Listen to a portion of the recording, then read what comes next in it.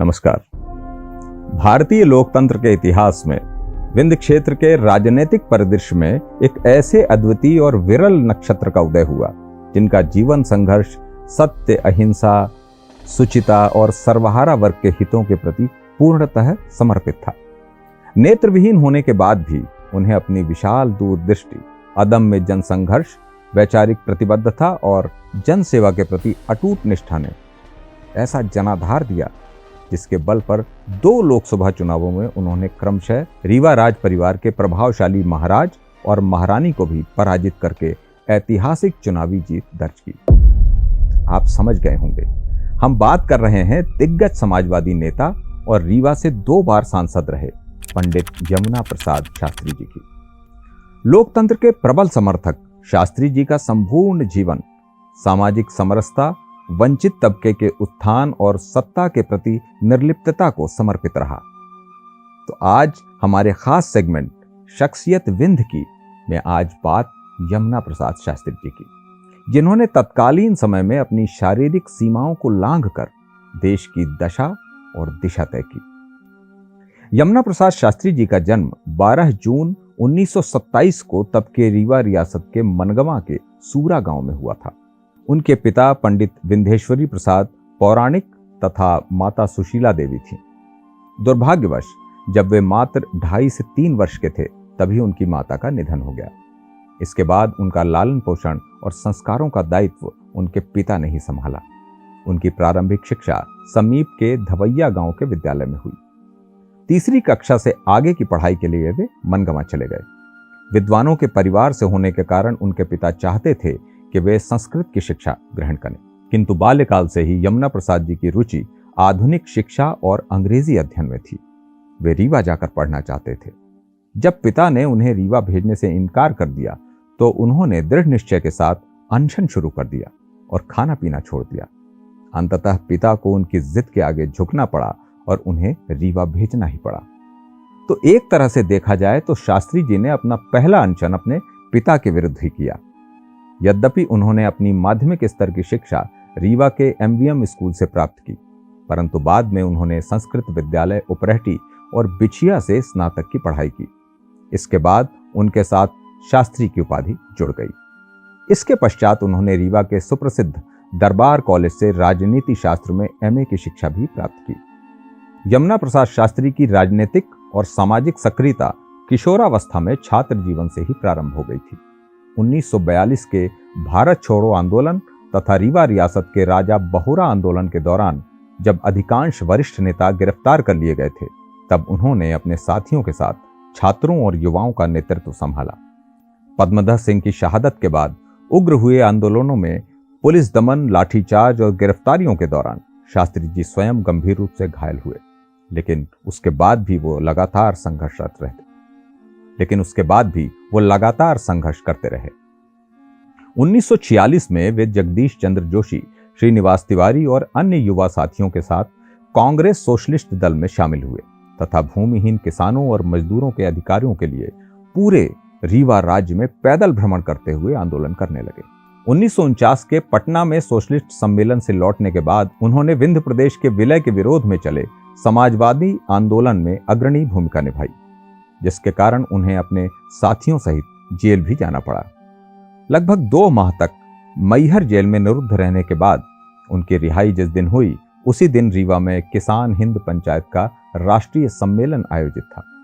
Jail से सीधे सम्मेलन में पहुंचे शास्त्री जी का स्वागत करते हुए जेपी ने जमुना जोशी श्रीनिवास का नारा बुलंद किया, जिसके उत्तर में जनता द्वारा लगाए गए जिंदाबाद जिंदाबाद के गगनभेदी नारों से निपनिया मैदान गूंज उठा था। ये पल यमुना प्रसाद शास्त्री के संघर्षशील जीवन के साथ ही विंध्य के समाजवादी आंदोलन का भी एक ऐतिहासिक अध्याय है। फिर आया वर्ष 1952, जब देश में पहली बार विधानसभा चुनाव आयोजित हुए। शास्त्री जी सोशलिस्ट दल के उम्मीदवार के रूप में सिरमौर विधानसभा क्षेत्र से मैदान में उतरे। उनके सामने विंध्य में कांग्रेस की स्थापना में महत्वपूर्ण भूमिका निभाने वाले वरिष्ठ नेता हारोल साहब नर्मदा प्रसाद सिंह थे। सीमित संसाधनों के बावजूद शास्त्री जी ने उन्हें कड़ी टक्कर दी, किंतु ये चुनाव वे हार गए। 1957 के चुनाव में भी सिरमौर विधानसभा से उन्हें महज कुछ वोटों से कांग्रेस प्रत्याशी चंपा देवी से हार का सामना करना पड़ा, लेकिन फिर भी उन्होंने संघर्ष का मार्ग नहीं छोड़ा। अंततः 1962 के विधानसभा चुनाव में प्रजा सोशलिस्ट पार्टी के उम्मीदवार के तौर पर वे सिरमौर विधानसभा से विधायक निर्वाचित हुए। इसके बाद एक दशक तक क्षेत्र का प्रतिनिधित्व करते हुए जन सेवा और संघर्ष की अपनी परंपरा के साथ वे आगे बढ़ते ही रहे। वर्ष 1955 में हुए गोवा मुक्ति आंदोलन के दौरान शास्त्री जी ने भी सक्रिय भागीदारी निभाई। विंध्य क्षेत्र से जो 19 सदस्यीय सत्याग्रही दल गोवा की स्वतंत्रता के समर्थन में रवाना हुआ था, उसका नेतृत्व चंद्र प्रताप तिवारी के साथ यमुना प्रसाद शास्त्री कर रहे थे। यह दल सशोली मार्ग से गोवा में प्रवेश करने का प्रयास कर रहा था। पुर्तगाली पुलिस की कड़ी निगरानी और दमन के कारण अधिकांश सत्याग्रही आगे नहीं बढ़ सके, लेकिन दृढ़ संकल्प और अदम्य साहस के साथ शास्त्री जी लगातार आगे बढ़ते रहे। इस दौरान वे पुर्तगाली पुलिस की बर्बर लाठीचार्ज का शिकार हुए। उनके एक हाथ की हड्डी टूट गई और वे गंभीर रूप से घायल हो गए। बाद के वर्षों में उनकी दाहिनी आंख की रोशनी भी इसी चोट के कारण चली गई। विंध्य के सत्याग्रहियों के इस ऐतिहासिक गोवा प्रवेश पर हम पहले एक विस्तृत वीडियो बना चुके हैं, जिसे आप हमारी प्लेलिस्ट में जाकर देख सकते हैं। 2 बार विधायक रहने के साथ साथ यमुना प्रसाद शास्त्री 2 बार रीवा लोकसभा क्षेत्र का प्रतिनिधित्व करते हुए सांसद भी निर्वाचित हुए। पहली बार वर्ष 1977 में आपातकाल की समाप्ति के बाद उन्होंने लोक दल के टिकट पर रीवा के पूर्व शासक और लोकप्रिय महाराज मार्तन सिंह को हराया। उनकी इस जीत की चर्चा भारत ही नहीं, बीबीसी जैसे ग्लोबल मीडिया में भी हुई, जब एक नेत्रहीन रंक ने राजा को पराजित कर दिया। इसके बाद वर्ष 1989 में उन्होंने जनता दल के टिकट पर रीवा राज्य की पूर्व महारानी प्रवीण कुमारी को बड़े मतों के अंतर से हराकर वे दूसरी बार सांसद बने। यमुना प्रसाद शास्त्री जी के व्यक्तित्व और कृतित्व पर हमने देश के वरिष्ठ पत्रकार जयराम शुक्ला जी से बात की। आइए सुनते हैं उन्होंने क्या कहा। यमुना प्रसाद शास्त्री भारतीय राजनीति में महात्मा गांधी के बाद जो कहा वो जिया, यानी कि अपने आचरण को संदेश के रूप में रखने वाले मेरी दृष्टि में पहले राजनेता हैं। बहुत ही सामान्य घर से, परिवार से पैदा हुए और राजनीति के शुचिता और पवित्रता के यश को पूरे देश तक फैलाया। भले ही वो देश के एक पिछड़े इलाके, जिसको कहा जाता है रीवा बघेलखंड में जन्मे हों और यहाँ सामाजिक सरोकार राजनीति से जुड़े रहे हों, लेकिन उनका चिंतन वैश्विक रहा है। देश की समस्याओं से उनका उतना ही गहरा नाता रहा जितना कि विंध्य क्षेत्र के जनजीवन से। यदि करियाझर और अर्जुन कहुआ के आदिवासियों की दुर्दशा पर वो व्यथित और चिंतित होते थे, तो अफ्रीकन देशों में जो शोषण हो रहा है, जो नस्लीय भेदभाव हो रहा है, उसको लेकर भी उनकी चिंता की जो इंटेंसिटी थी बराबर थी।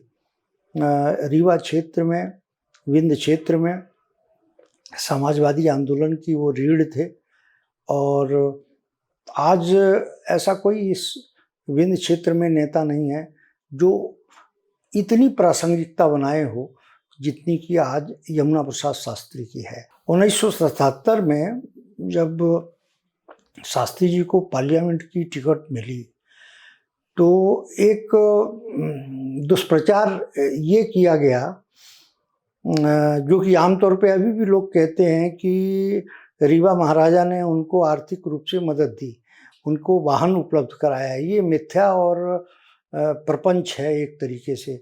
मुझे मालूम है कि रीवा शहर में उनको प्रचार के लिए जीप नहीं मिली। प्रेमलाल जी सतना से उनके जीप का एक इंतज़ाम करके लाए। एक बार उन्हें मेरे गांव में सभा संबोधित करने जाना था, तो वो तेंदुल पड़ता है बैकुंठपुर से पहले, वहाँ उनकी एक सभा रखी गई। तो वहाँ कुछ खुराफातियों ने उनकी जीप को खीले ठोक दिए और उसको पंचर कर दिया। लेकिन शास्त्री जी को हमारे गांव के रास्ते मनगांव तक सभा संबोधित करने जाना था, छोटी छोटी सभाएं। तो फिर बृहस्पति सिंह जी अभी हैं, वो बताएंगे, उनके साइकिल के डंडे में बैठकर शास्त्री जी हमारे गांव पहुंचे और फिर जितनी भी आगे की सभाएं थीं वो साइकिल से जा के आगे किए। उनको माइक नहीं मिलते थे, लाउड स्पीकर नहीं मिलते थे, तो उनकी आवाज़ बुलंद थी, तो वो लोगों के बीच में खड़े होकर बिना माइक के, बिना लाउड स्पीकर के भी सभाओं को संबोधित करते थे। 77 की स्थिति ये थी। जहाँ कहीं भी जाते थे तो उन्होंने एक वोट एक नोट का भी नारा लगा के रखा था। 1-2 कार्यकर्ता झोली लेके सभा में फैल जाते थे और 1-1 रुपए के सिक्के, 8 आने 10 पैसे उस समय वो होते थे। तो लगभग हर सभा में वो वोट मांगने तो जाते थी, आर्थिक संसाधन भी वहीं से जुट जाता था।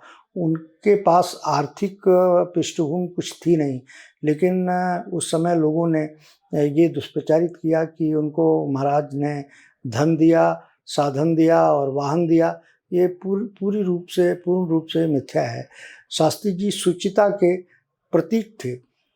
जब 1957 के चुनाव में वो सिरमौर से चंपा देवी से मात्र 7 वोटों से हारे, तो लोगों ने लाख कहा कि इसको फिर से रिकाउंट करवाओ, लेकिन उनका लोकतंत्र पर, चुनाव तंत्र पर, चुनाव आयोग पर इतनी गहन आस्था थी कि उन्होंने हार को स्वीकार किया और रिकाउंटिंग नहीं करवाई और कोई इस तरीके का कोई रिट पिटीशन नहीं लगाई, कोई इस तरीके की बात नहीं की। उन्होंने हार को स्वीकार किया और फिर जनता के बीच में गए।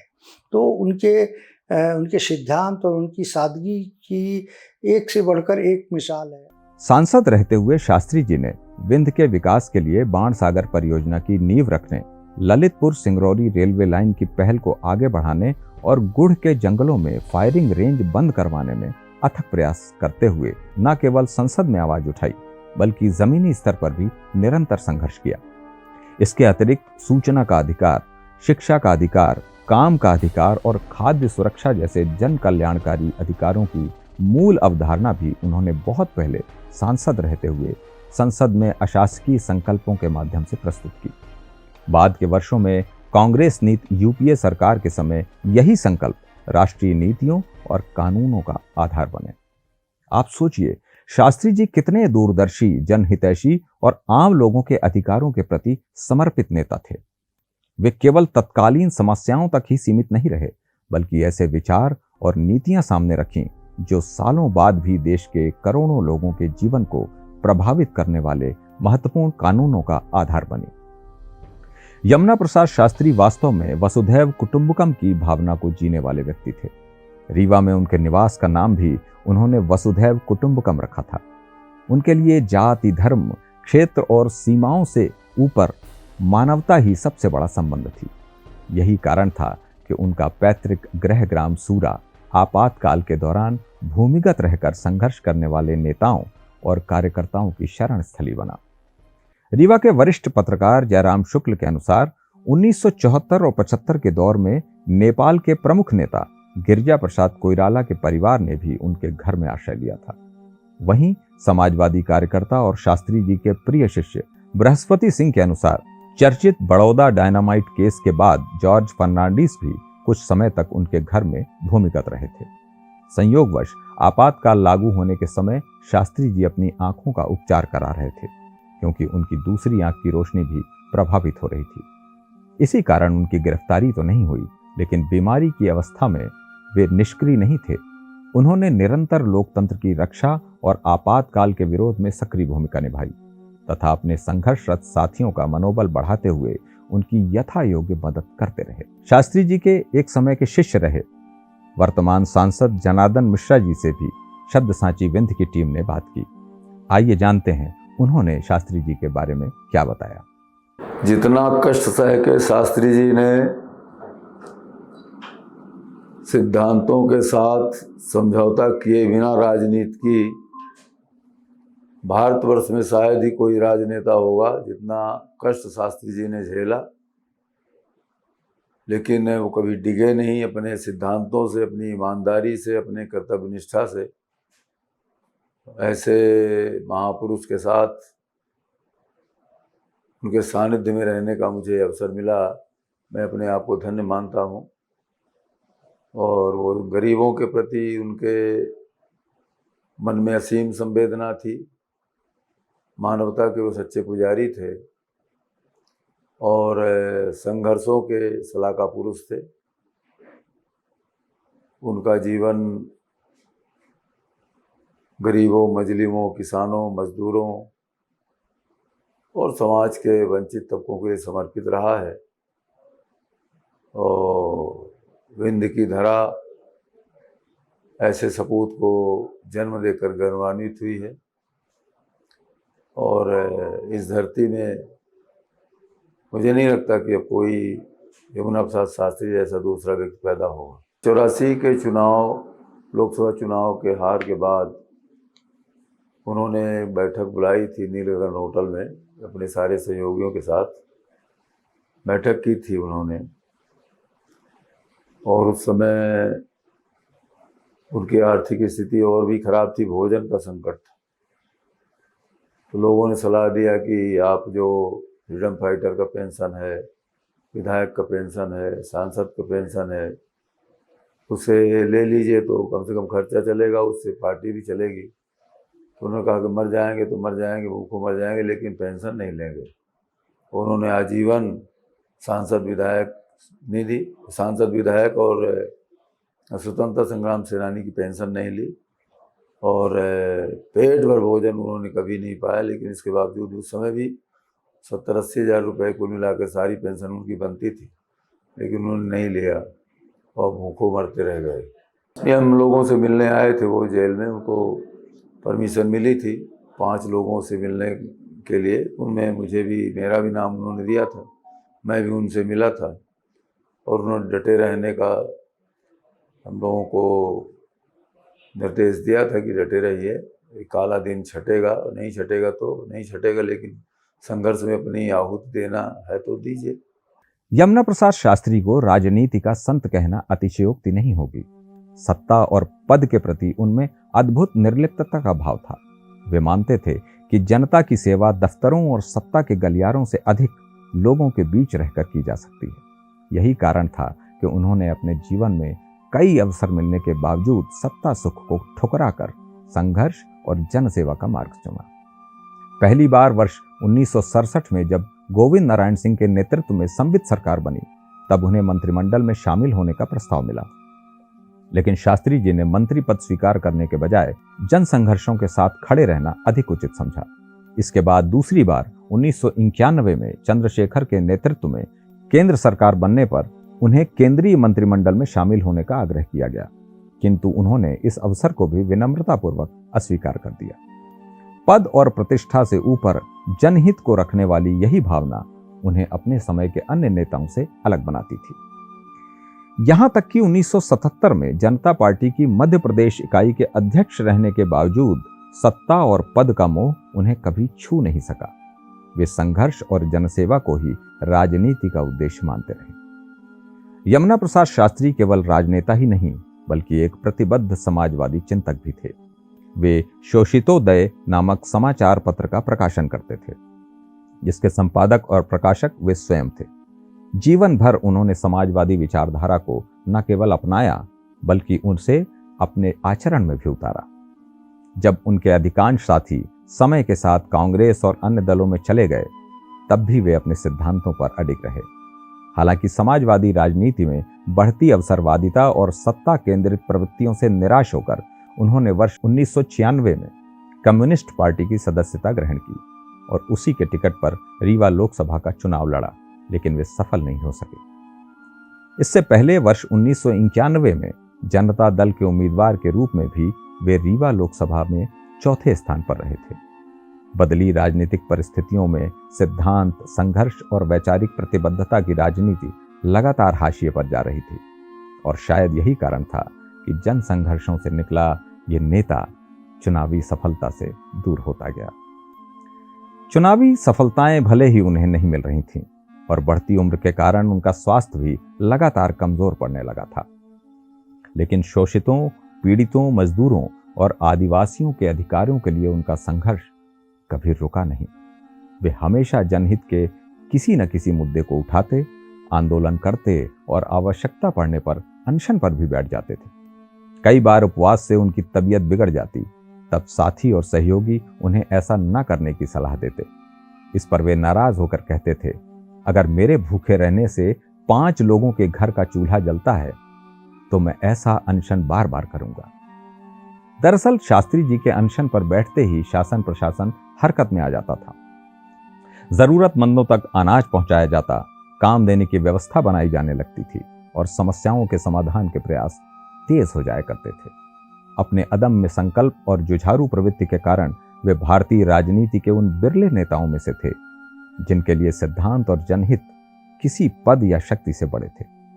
वे जो ठान लेते उसे पूरा करने के लिए अंत तक डटे रहते, चाहे साथ में कोई हो या ना हो।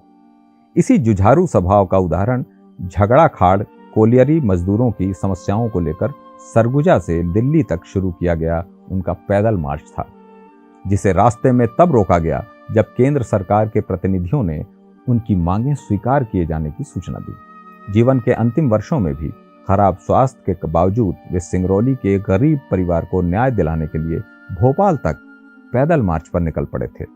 यही समर्पण उन्हें एक असाधारण जननेता के रूप में स्थापित करता था। जब प्रधानमंत्री नरसिम्हा राव के नेतृत्व वाली कांग्रेस सरकार ने भारत के WTO यानी विश्व व्यापार संगठन में शामिल करने का निर्णय लिया, तब कई विपक्षी दलों ने इसका विरोध किया। इसी क्रम में 5 अप्रैल 1994 को मार्क्सवादी दलों ने दिल्ली में संसद मार्च आयोजित किया, जिसमें देश भर से लाखों कार्यकर्ता शामिल हुए। उस समय दोनों आंखों की दृष्टि खो चुके और अस्वस्थ होने के बावजूद शास्त्री जी इस आंदोलन में शामिल होने के लिए दिल्ली पहुंचे। कुछ रिपोर्ट्स के अनुसार प्रदर्शनकारियों को तितर बितर करने के लिए पुलिस ने बल का प्रयोग किया, जिसमें शास्त्री जी घायल हो गए। यह घटना उनके संघर्षशील व्यक्तित्व और जन आंदोलनों के प्रति उनकी प्रतिबद्धता का एक महत्वपूर्ण उदाहरण है। लेकिन अटूट इच्छा शक्ति और अदम्य संघर्षशीलता के बावजूद उनका शरीर अब लगातार उनका साथ छोड़ रहा था। दोनों आंखों की रोशनी पहले ही जा चुकी थी और उन्हें कई बार सर्जरी से भी गुजरना पड़ा। बढ़ती उम्र और अस्वस्थता के बावजूद उन्होंने जन सेवा और संघर्ष का मार्ग कभी नहीं छोड़ा। आखिरकार 20 जून 1997 को विंध्य की धरती ने अपने उस कर्मयोगी, समाजवादी चिंतक और जननायक को खो दिया, जिसने अपना पूरा जीवन शोषितों, वंचितों और आम जन के अधिकारों के लिए समर्पित कर दिया था। उनके निधन के साथ एक युग का अंत हो गया, लेकिन उनके संघर्ष, सिद्धांत और जनसेवा की विरासत आज भी विंध्य के लोगों की स्मृतियों में जीवित है। यमुना प्रसाद शास्त्री भले ही इस दुनिया से विदा हो गए, किंतु जनहित के लिए समर्पित उनका जीवन आज भी आने वाले पीढ़ियों के लिए प्रेरणा का स्रोत बना हुआ है। बकौल जयराम शुक्ल, यमुना प्रसाद शास्त्री के व्यक्तित्व पर अल्बर्ट आइंस्टीन द्वारा महात्मा गांधी के लिए कही गई प्रसिद्ध टिप्पणी अक्षरशः चरितार्थ होती है कि आने वाली पीढ़ी शायद ही इस बात पर यकीन करे कि भारत में हार्ड मास का ऐसा भी कोई शख्स था जिसकी अहिंसक हुंकार से सत्ताएं हिल जाया करती थीं। कहना अनुचित न होगा कि शास्त्री जी भी ऐसे जननायक थे जिनकी अहिंसक हुंकार और जनसंघर्षों से सत्ता के गलियारों में भी हलचल होने लगती थी। शब्द साची विंध्य ऐसे महान सपूत को बार बार प्रणाम करता है। नमस्कार।